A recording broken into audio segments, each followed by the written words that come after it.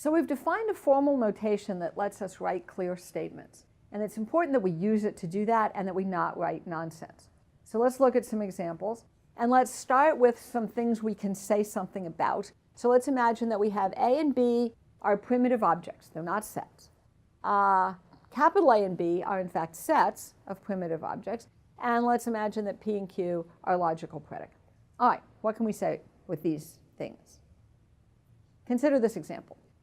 B is the set of all values x such that x possesses the P property or x possesses the Q property. That makes sense. Right, and let's check it.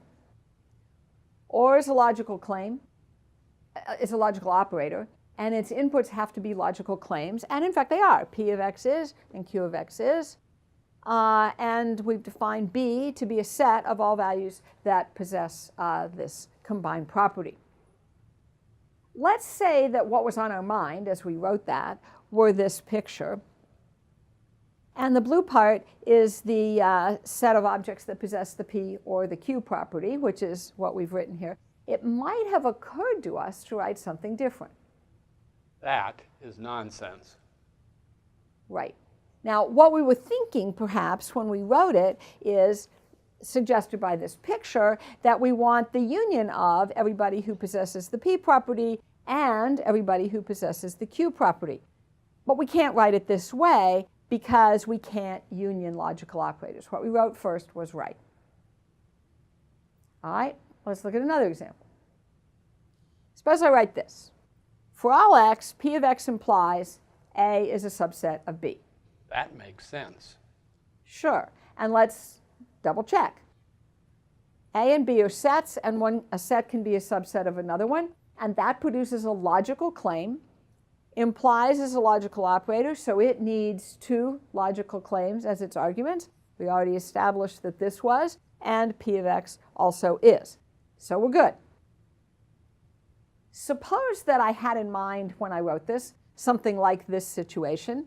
A is a subset of B, and I wanted to claim that if P of x is true, then this has to be true. It might have occurred to me to write something like this. That is nonsense. Why? It's true that there's some sense in which A is smaller than B, but I can't write it this way because less than or equal to is an operator that applies to things like numbers, sizes, that kind of thing. And A is a set and B is a set. They're not numbers. They're not comparable in that way. That makes sense. Right. So now what I really meant to say before was that the size of A is less than or equal to the size of B, and that is another sensible and, in this case, true claim that I could have made. The one in the middle was nonsense. All right, let's consider this example. I assert A intersect B implies A union B. That is nonsense. Right. What's wrong? Well, this is a logical operator. It needs to have logical statements as its arguments. A intersect B is a set, and so is A union B. They're not logical claims, and thus we can't join them with an implies. Suppose that this is the situation that I were trying to describe. By the way, whenever somebody writes nonsense, you're tempted to try to figure out what they might have meant. Now, you should not put that burden on the people who read what you write, but let's just play the game for a minute. All right, so suppose that we have this situation, and the hatch part here is the intersection of A and B, and the blue part is their union. And perhaps the claim I'm trying to make is that if some arbitrary element is in the intersection of A and B, then it must also be in the union of A and B. That is suggested by the picture. How could I say that?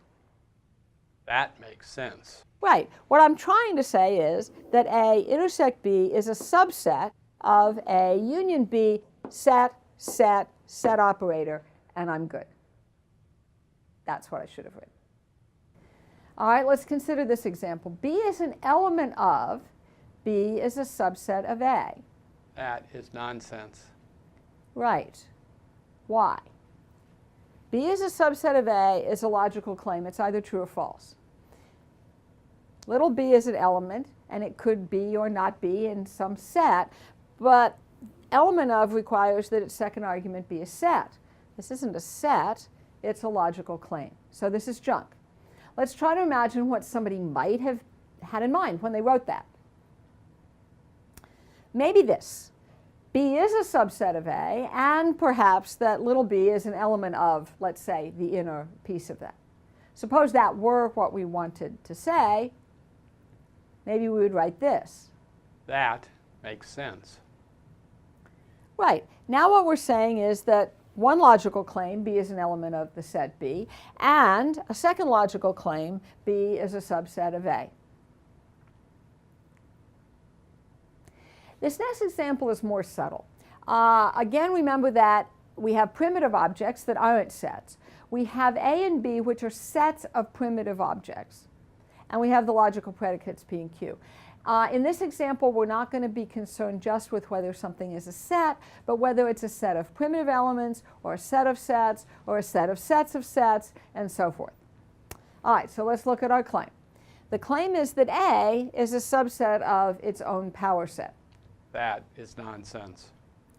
Now you may be thinking, why? After all, A is a set, and the power set of A is a set, and we're claiming a subset relationship.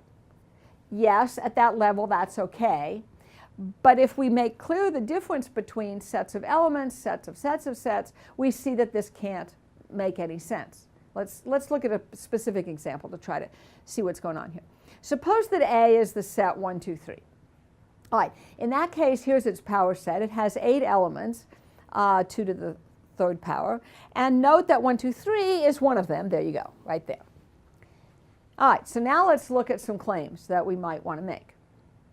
That makes sense. Sure. 1, 2, 3 is an element of the power set of A. There it is. That makes sense.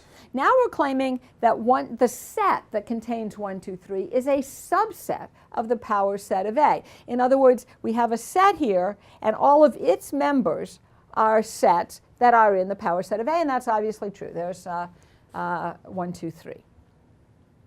So that's good. That is nonsense. Note that this is the claim that we just made over here. We just substituted this specific example 1, 2, 3 for A. 1, 2, 3 cannot be a subset of the power set of A because anything that's a subset of the power set of A has to itself be a set of sets, like here. This is a set of primitive elements. So if we're keeping our types straight, that's nonsense. All right, so the moral is we have a very clear notation, and it lets us write things that make sense and can easily be evaluated. We have to use it correctly. If we write nonsense, people have to try to struggle to figure out what we might have meant, and that's not the point of this exercise.